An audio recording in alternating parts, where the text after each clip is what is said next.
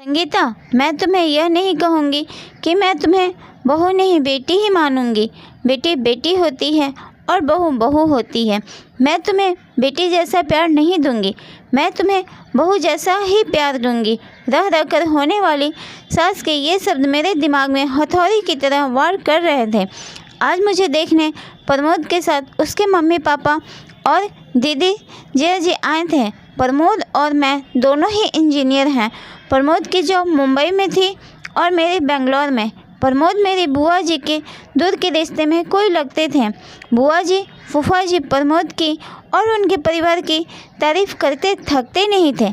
प्रमोद के मम्मी की तो बुआ इतनी तारीफ कर रही थी जैसा कि वो खुद इंजीनियर हैं। पति और बेटा दोनों इंजीनियर हैं तो जाहिर है कि पैसों की कोई कमी नहीं है, लेकिन घमंड नाम की कोई चीज़ उनमें नहीं है। लड़ाई झगड़ा करना तो वे उन्हें आता ही नहीं।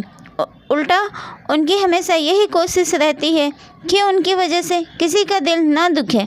खुद इंजीनियर होने के बावजूद और इतना पैसा होने के बावजूद भी वे स्वयं खाना बनाती हैं। सिर्फ सब्जी आदि काटने के लिए काम वाली की सहायता ले लेती हैं। उनका मानना है कि खाना हमें स्वयं ही बनाना चाहिए ताकि घर के सभी सदस्यों को शुद्ध और सात्विक भोजन मिले। इतनी तारीफ सुनकर मुझे मन ही मन लग रहा था कि यदि यह संबंध हो जाता तो मैं अपने आप को बहुत खुशनसीब समझूंगी, क्योंकि कहा जाता है ना, पति पत्नी के गुण नहीं मिले तो चलता है, लेकिन सास बहू के गुण मिलना चाहिए, तभी वैवाहिक जीवन सुखी रहता है। यही सोचकर मैं मन ही मन खुश हो रही थी कि मुझे बहुत अच्छी सास मिलने वाली है। लेकिन आज जब उन्होंने बहू जैसा प्यार देने की बात कही तो वो बात किसी के भी समझ में नहीं आ रही थी।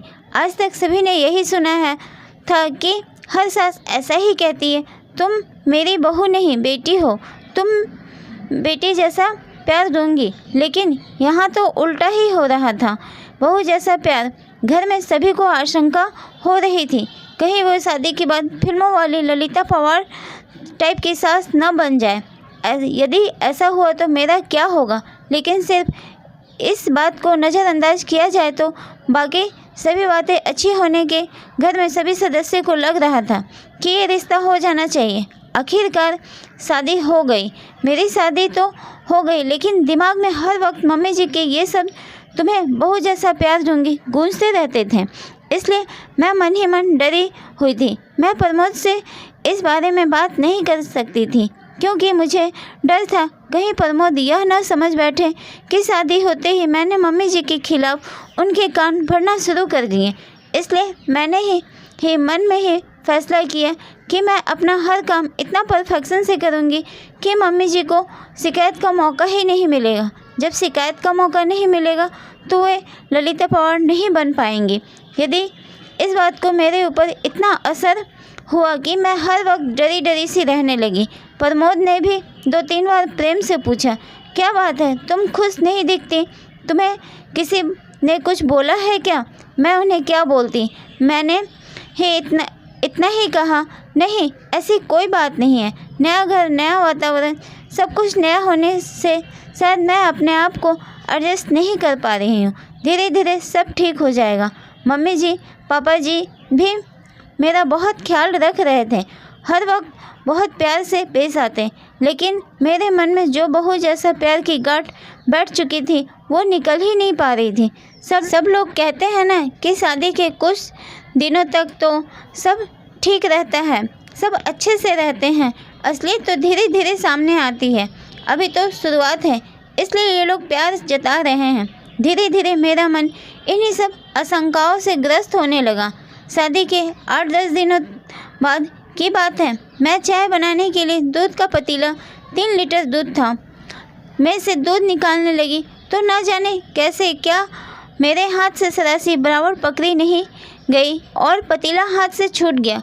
पूरा का पूरा गर्म दूध नीचे गिर गया। मैं इतनी ज़्यादा डर गई कि पूछो मत। कहाँ तो मैं सोच रही थी कि हर काम परफेक्शन से करूँगी और कहाँ ये दूध।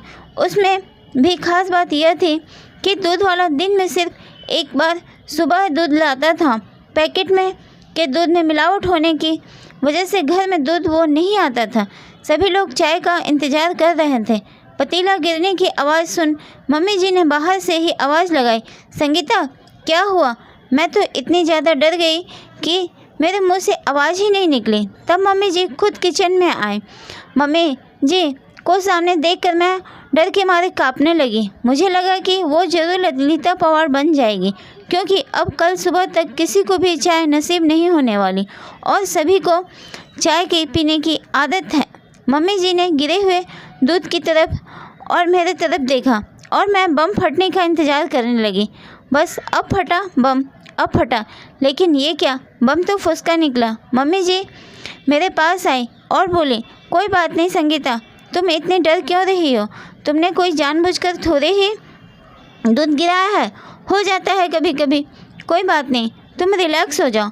लेकिन मम्मी जी अब चाय कौन से दूध से बनेगी? दूध वाला तो कल आएगा, मैं अभी पैकेट का दूध मंगा लेती हूँ। लेकिन आपने ही कहा था अपने यहाँ पैकेट का दूध नहीं लाते तो नहीं हैं, लेकिन सभी को चाय की एक तरह नशा हो गया है, तो चाय के बिना तो नहीं रहेंगे, इसलिए इमरजेंसी में एक आध बार चलता है पैकेट का दूध। हम लोग ऑफिस में चाय पीते हैं ना, वहाँ कौन से दूध का उपयोग किया जाता है हमें क्या पता।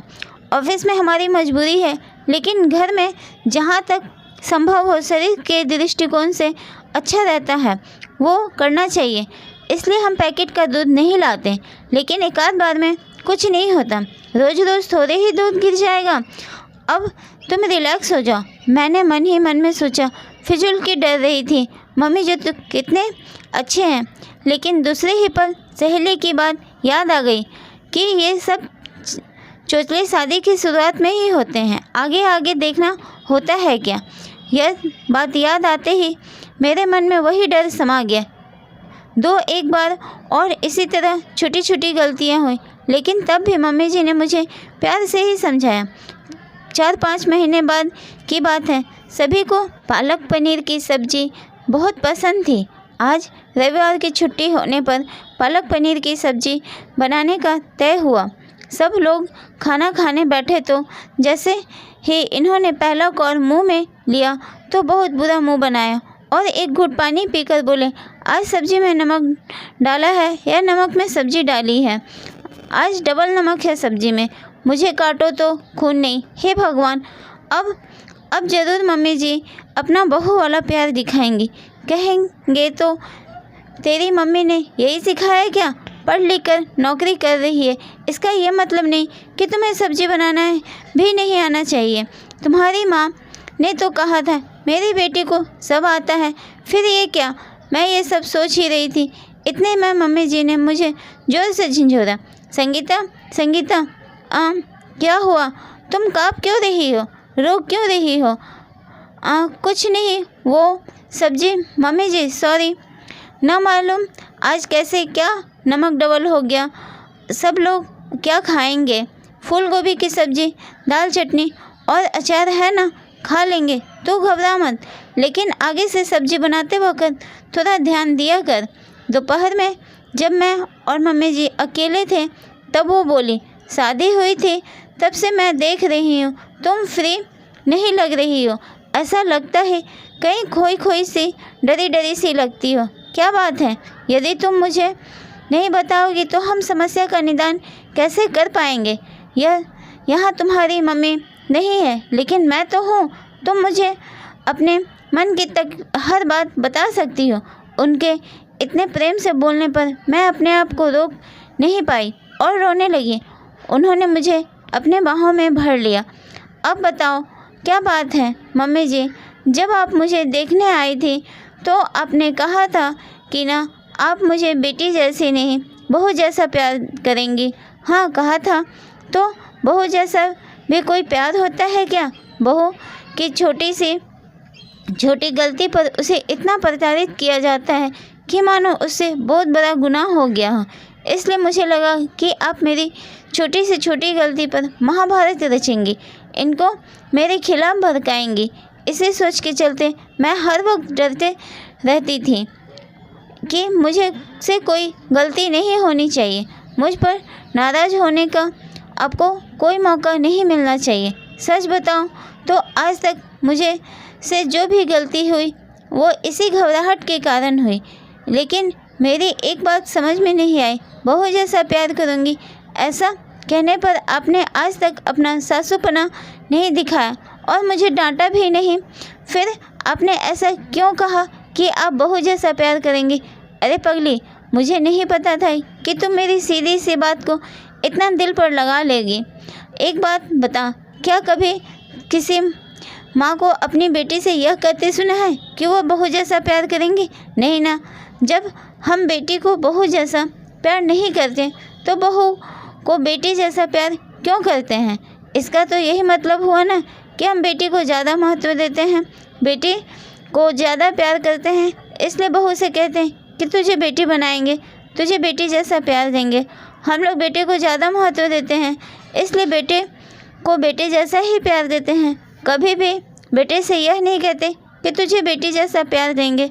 यदि हम अपने बेटा और बेटी दोनों को समान समझते हैं तो बेटी को बेटी जैसा प्यार क्यों नहीं दे सकते? मेरी नज़र में जिस तरह बेटी का अपना एक अलग अस्तित्व है, उसी तरह बहू का भी अपना अलग अस्तित्व है। मैं बहू को बेटी से किसी मामले में कम नहीं समझती, इसलिए मैंने कहा था कि तुम्हें बेटी जैसा नहीं बहू जैसा प्यार दूंगी। मुझे क्या पता था कि तू उसका गलत मतलब लगा के वह बात दिल से लगा लेगी। चल अब आंसू पोंछ, नहीं तो मैं सचमुच फिल्मों वाली ललिता पंवर बन जाऊंगी। उन्होंने यह बात इस अंदाज में कही कि हंसते हंसते हम दोनों का बुरा हाल हो गया। आज मुझे पता चला कि बहू वाला प्यार भी होता है। तो दोस्तों, आपको ये कहानी कैसे लगी प्लीज़ मुझे कमेंट के माध्यम से अपने विचार व्यक्त करें। अगर मेरे चैनल पर नए हैं तो मेरे चैनल को सब्सक्राइब करें। मैं आपके लिए ऐसे ही कहानी लाया करती हूँ। तो मिलते हैं अगले वीडियो में, तब तक के लिए नमस्कार, धन्यवाद।